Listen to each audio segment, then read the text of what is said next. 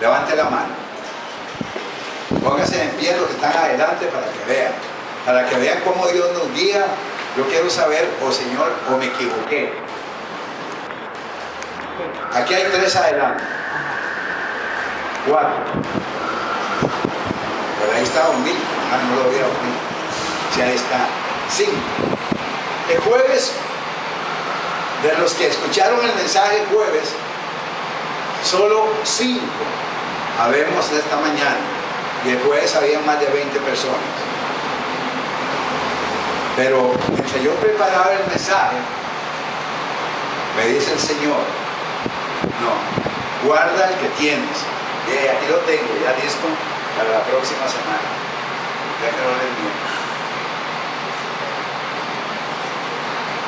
Dice, no, guarda tu mensaje.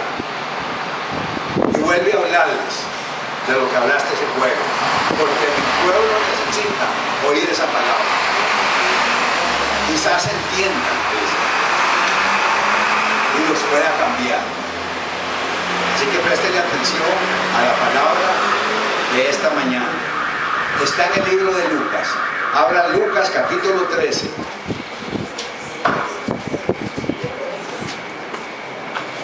Lucas 13 y leemos del verso 17 al verso 21. Y dice así el Señor. Siga buscando.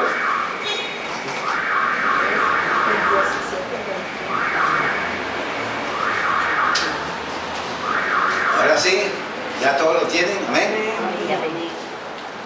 Al decir él estas cosas, se avergonzaban todos sus adversarios, pero todo el pueblo se regocijaba por todas las cosas gloriosas hechas por él.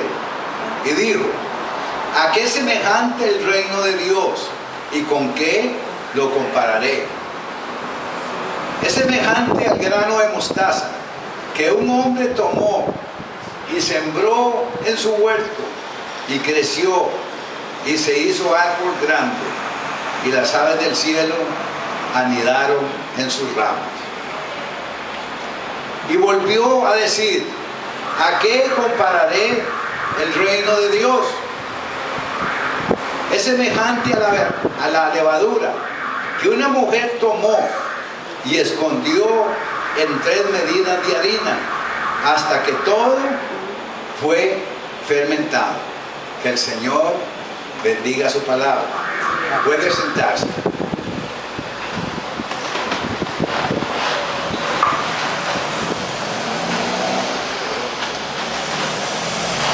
El título de este sermón es ¿qué tamaño tiene el reino de Dios?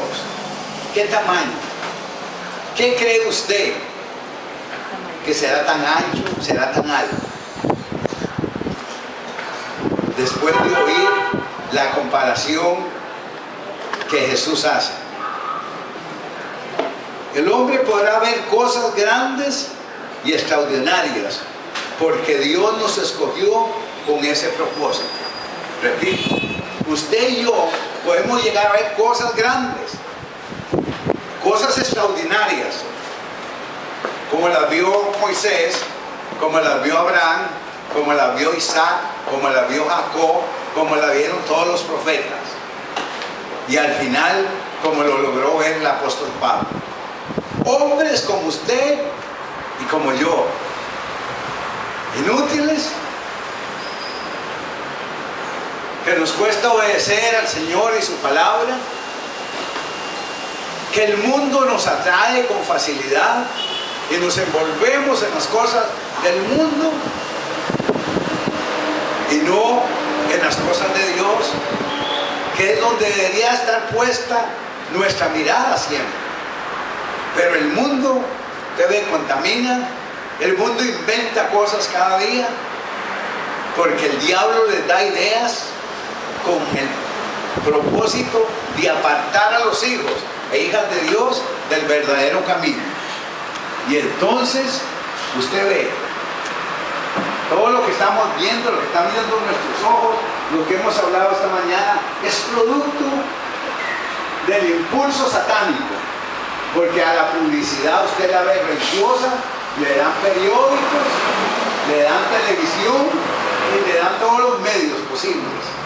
Pero cuando se trata de hablar de la palabra del Señor, cierran los canales, no dan oportunidad.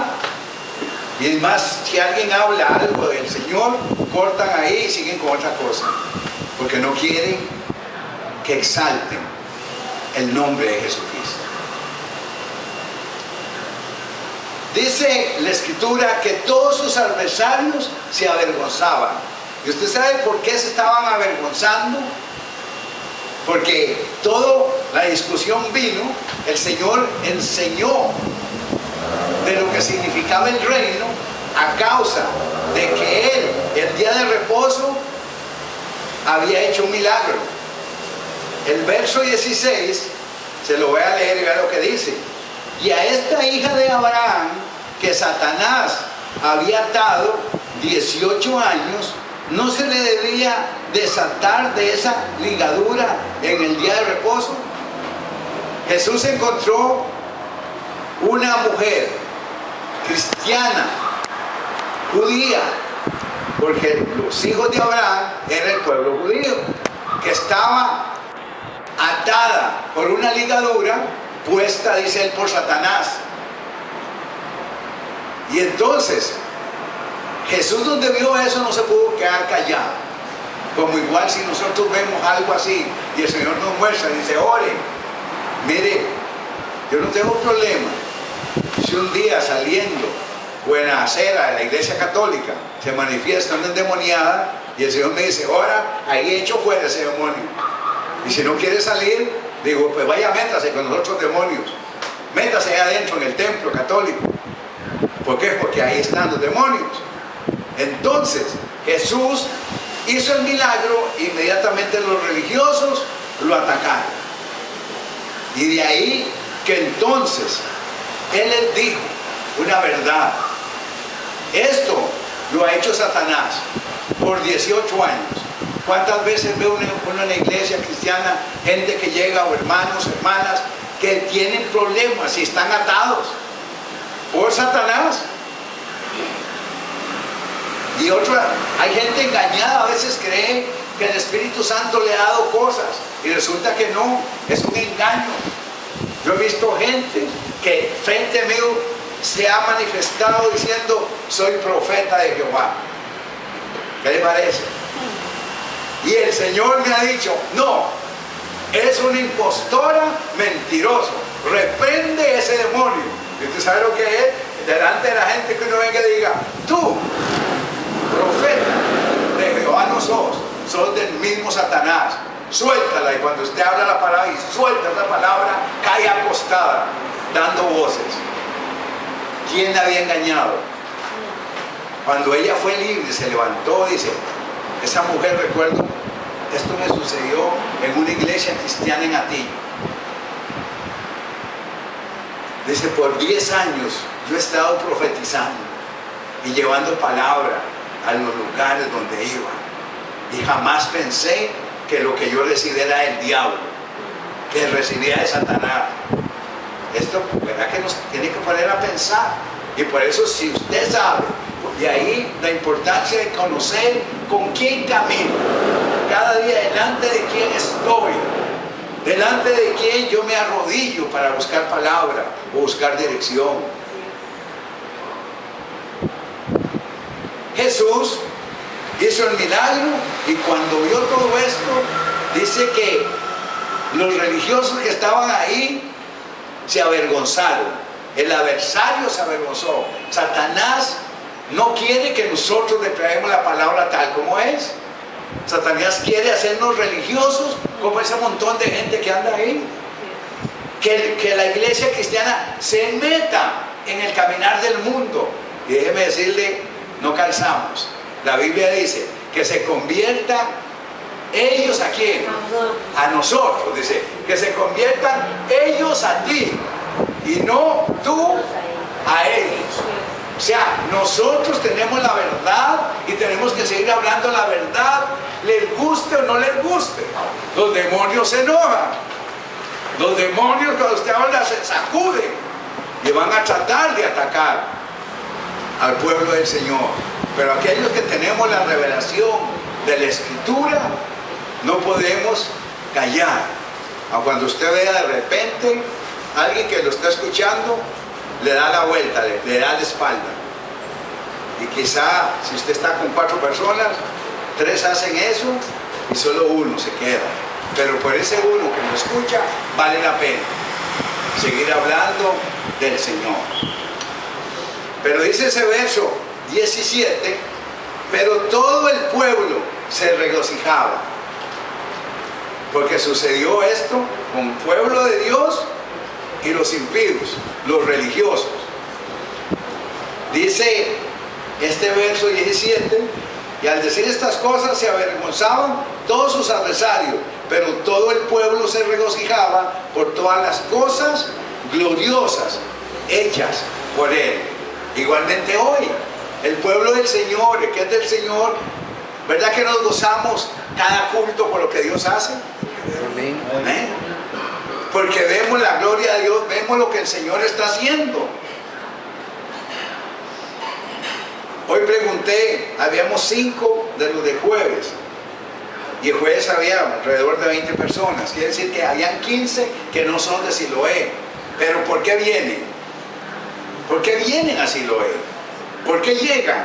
Porque sencillamente, hermanos, aquí se está cumpliendo la palabra. El Señor habló que todos en el reino del Señor vamos a recoger cosecha. Pero dice que unos recogerán a 30, otros a 60 y otros al 100%. Entonces esta gente, ¿por qué llega a Siloé? ¿Y por qué ya aquí tenemos como 7 años de estar en este local? Y usted lo ve cada jueves, viene gente diferente, de diferentes lugares. Y algunos no saben ni por qué llegaron. Alguien les habló. Yo a veces pienso que un ángel del Señor a veces nos manda gente. Otras veces nos manda el diablo para ver, dice, anda a ver si asusta al pastor y la iglesia para que no siga. Porque usted ha visto, han llegado casos de esos que dicen los jóvenes rudos, ¿verdad? ¿Me están entendiendo? Pero si llega uno y está aquí y quiere del Señor, se van libres. Pero si llega alguien y no quiere del Señor, aquí yo he visto llegar gente con espíritu de homosexualismo. Y algunos el Señor libera, pero otros se van con eso. Ha llegado gente con espíritu, mujeres lesbianas, ayudando a otra que tiene necesidad. Y yo me gozo, porque a veces llega a ver si Dios hace un milagro así. Creen que lo de Dios es así, como meterlo en la licuadora y que ya lo movió y ya todavía sale líquido, ¿verdad? No, no. Llegan y el Señor hace la obra en los que quieren. El que no quiere simplemente se vuelve ahí con los demonios. Ustedes me han oído a veces que le digo a la gente, tiene que volver. ¿Por qué cree? Porque todavía su corazón no está dispuesto. Quieren, les gusta la palabra,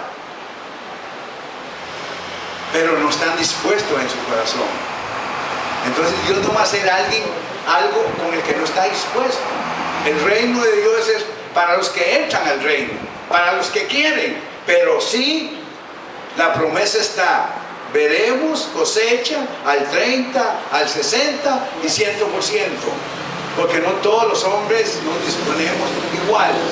Entonces Dios nos va a usar, viendo la misma Biblia dice que Él nos va a dar de acuerdo a la medida de la fe. ¿Recuerdan? Y conocemos la Biblia. Y mucha de esa gente llega y han dado por iglesias por años, 15 o 20 años, y siguen arrastrando el demonio porque no han querido ser libres. Jesús hace una gran revelación, y aquí viene donde usted y yo tenemos que entender, y el que lo entienda, su vida, su comunión con Dios a partir de hoy va a cambiar, no será la misma. Y él preguntó, el verso 18, ¿a qué semejante el reino de Dios. Él cuando vino predicando, él anunciaba, se paraba ahí y decía, el reino de los cielos se ha acercado, está en medio de nosotros. Él era el reino y él sigue siendo el reino. Y él, a los que le buscan y abren el corazón, le dicen, Señor, aquí estoy. Él simplemente le da ¿qué? No, le da el reino, si lo creen. Pero ya es donde interviene la medida de la fe, donde interviene el creerle a Dios. Y entonces vea que Él nos compara, nos dice cómo es el reino. ¿A qué lo compararé? Y en el verso 19